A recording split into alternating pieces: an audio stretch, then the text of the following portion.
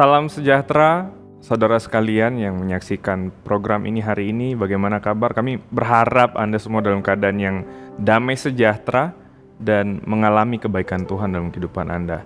Hari ini kita akan sama-sama reses sejenak, beristirahat, dan merenungkan kebenaran firman Tuhan. Tapi sebelumnya mari kita siapkan hati kita mau berdoa dan memuliakan nama Tuhan. Mari kita berdoa. Bapa, kami ucap syukur untuk hari ini. Kami mau beristirahat sejenak dari aktivitas kami, merenungkan firman Tuhan. Dan biar firman itu mengubahkan kami, menghidupkan kami Tuhan. Supaya kami dapat hidup sesuai dengan kehendak Tuhan dalam kehidupan kami. Di dalam nama Yesus kami sudah berdoa. Amin.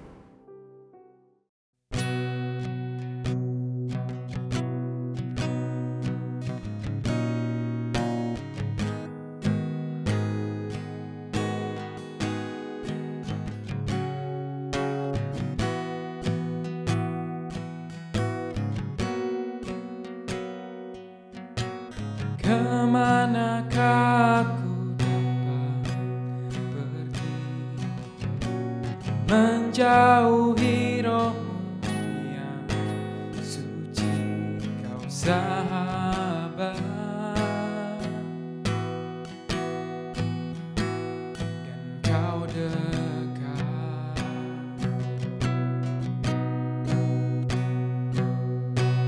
Bahkan seluruh bisa membalas kesetiaanmu, sungguh mulia dan berharga, sungguh besar pengorbananmu bagiku, terlalu dalam untuk dimengerti, sungguh besar, sungguh indah yang kau pikirkan tentangku, tak terselami bagiku, sungguh indah. Oh.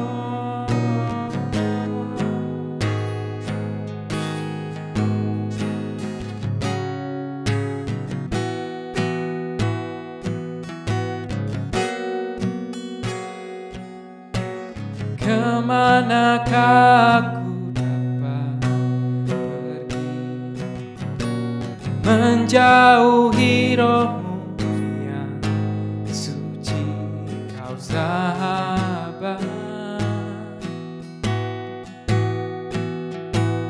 dan kau dekat.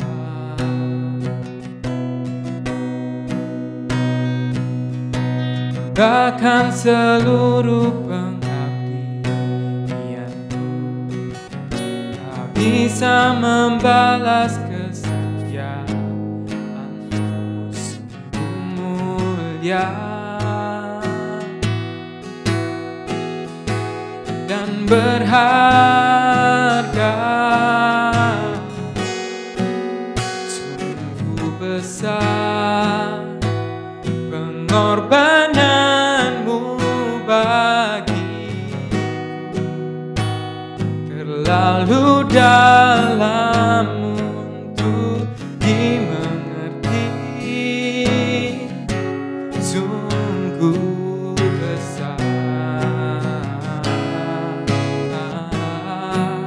sungguh indah yang kau pikirkan tentangku,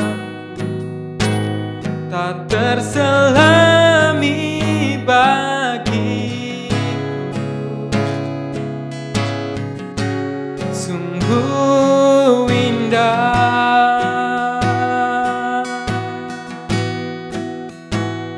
Oh.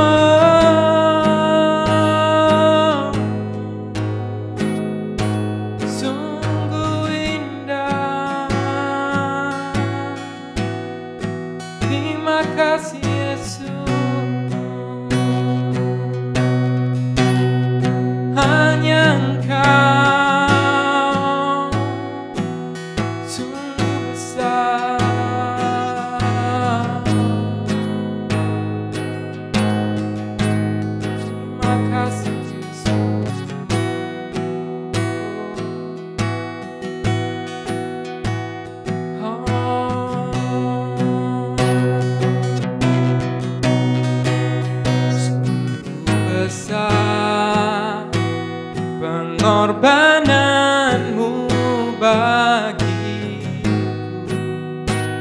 terlalu dalam untuk dimengerti, sungguh besar, sungguh indah yang kau pikirkan tentangku, tak terselami bagiku, sungguh indah, sungguh indah, sungguh indah, sungguh indah, sungguh indah.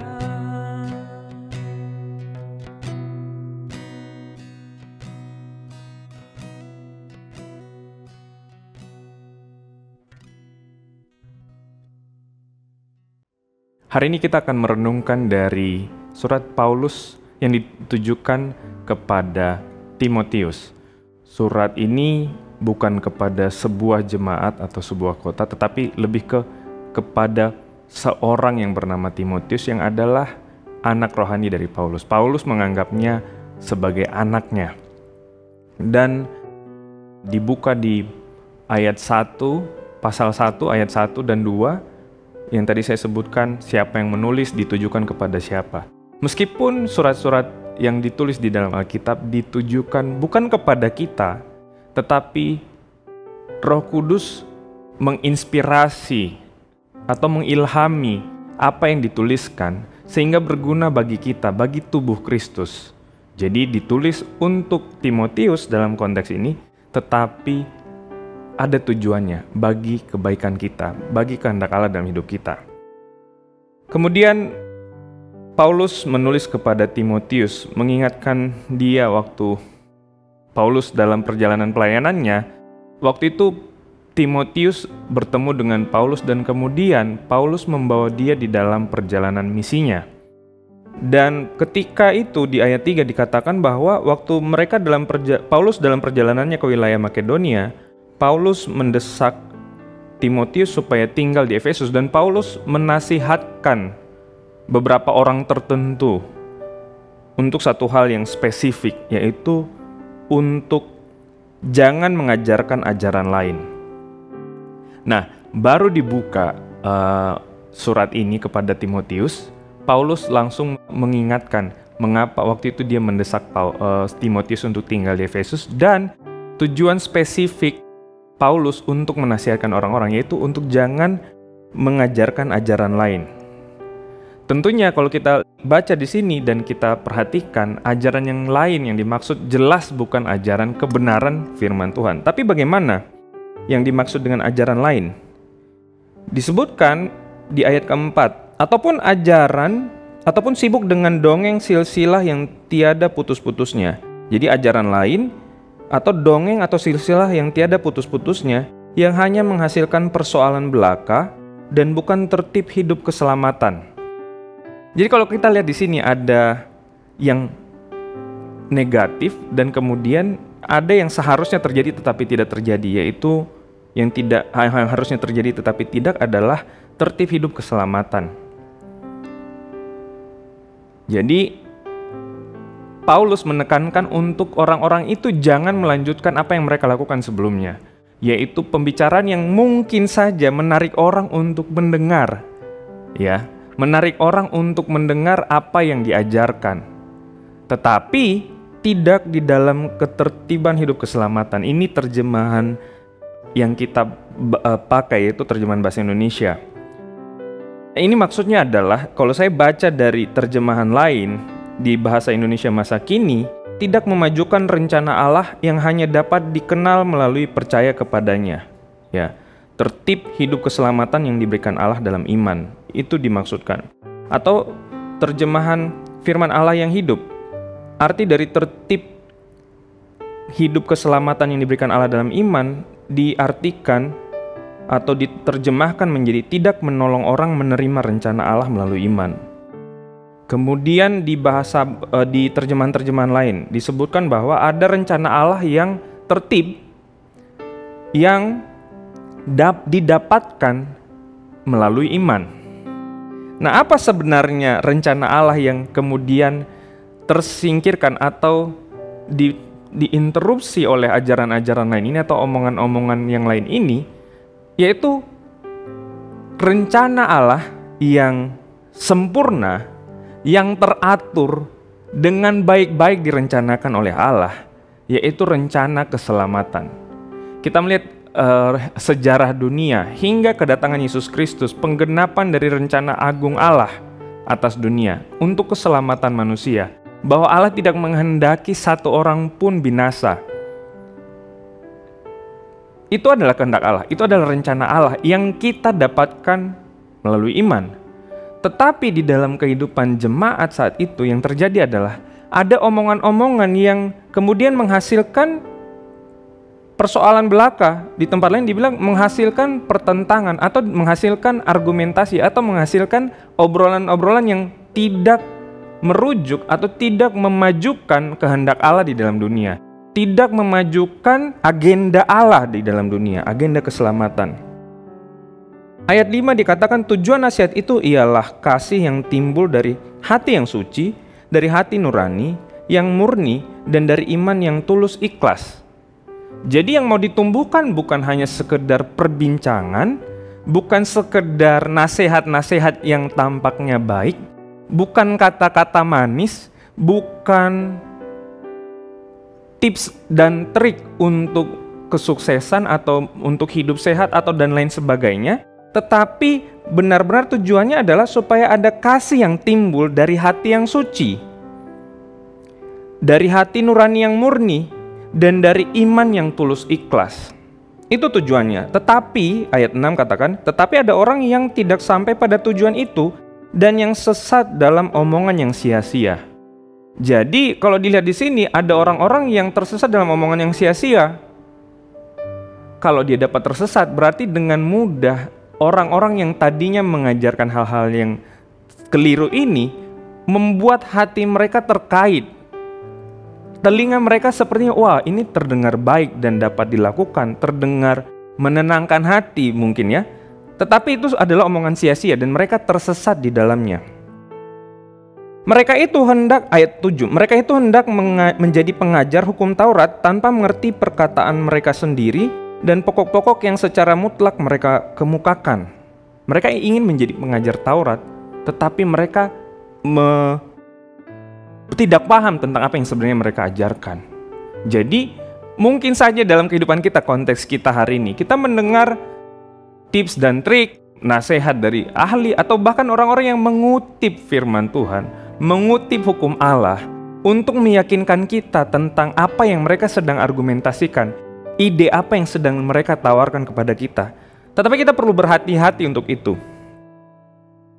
Di ayat 8 dikatakan kita tahu bahwa hukum Taurat itu baik kalau tepat digunakan. Ya, jadi hukum Taurat itu baik kalau tepat digunakan. Lalu bagaimana kita dapat tepat menggunakan hukum Taurat? Sangat jelas dikatakan di ayat 9. Yakni, kita lihat apakah ini untuk kita? Yakni dengan keinsafan bahwa hukum Taurat itu bukanlah bagi orang yang benar. Kalau saya dan saudara adalah orang yang benar, apakah itu untuk kita? Menurut ayat ini tidak, ya.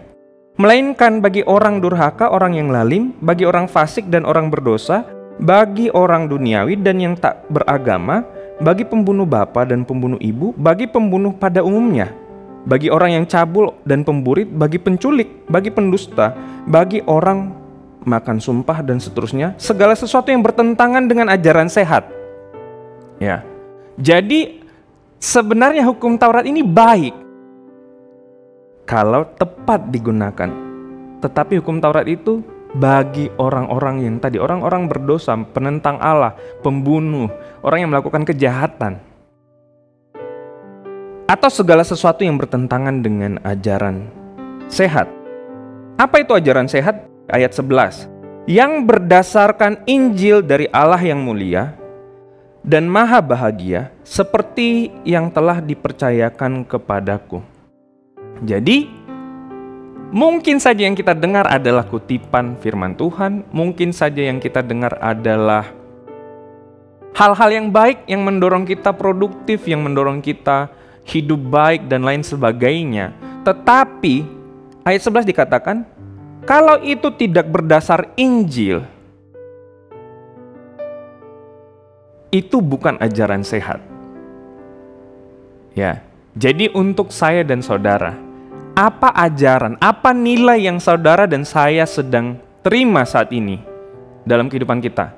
Dari media, media sosial, berita, surat kabar, pesan singkat, grup di WhatsApp atau Telegram atau lain-lain. Apa nilai yang sedang ditawarkan kepada kita? Kita perlu memastikan untuk kita hidup sehat. Seperti yang Paulus tekankan kepada Timotius dan jemaat di Efesus waktu itu. Untuk ajaran yang sehat. Ajaran apa yang saudara sedang terima saat ini? Mari kita kembalikan kepada ajaran yang sehat yang berdasarkan Injil dari Allah yang mulia dan maha bahagia, seperti yang telah dipercayakan kepada Paulus. Jadi Injil itu bahwa Yesus menghidupi hidup yang seharusnya kita hidupi, tetapi kita dengan sempurna telah gagal. Tetapi dia menghidupi hidup yang harusnya kita hidupi, dan dia melalui kematian yang harusnya kita lalui, supaya kita tidak perlu mati dalam kebinasaan, karena kehendak Allah adalah tidak ada satu orang pun yang binasa.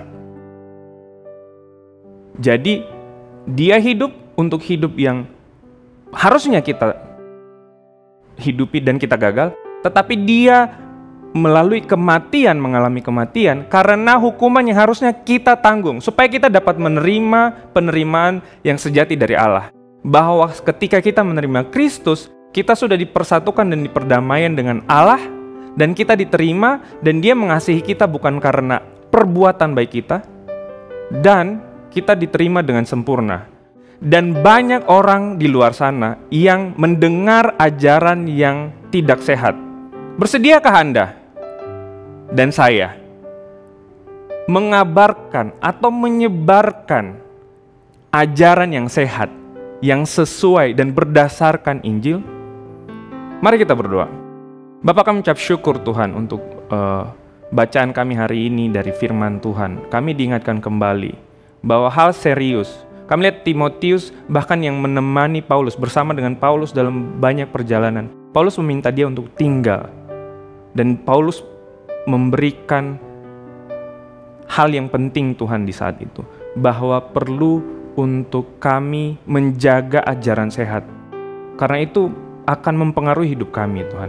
Dan biar kami yang sudah menerima ajaran yang sehat, yang sesuai dengan Injil, bukan hukum Taurat, harus begini, harus begitu, jangan begini, jangan begitu. Tetapi kami menerima anugerah Allah dalam hidup kami. Kami menerima Injil dalam hidup kami. Biar itu sampai kepada orang-orang lain Tuhan.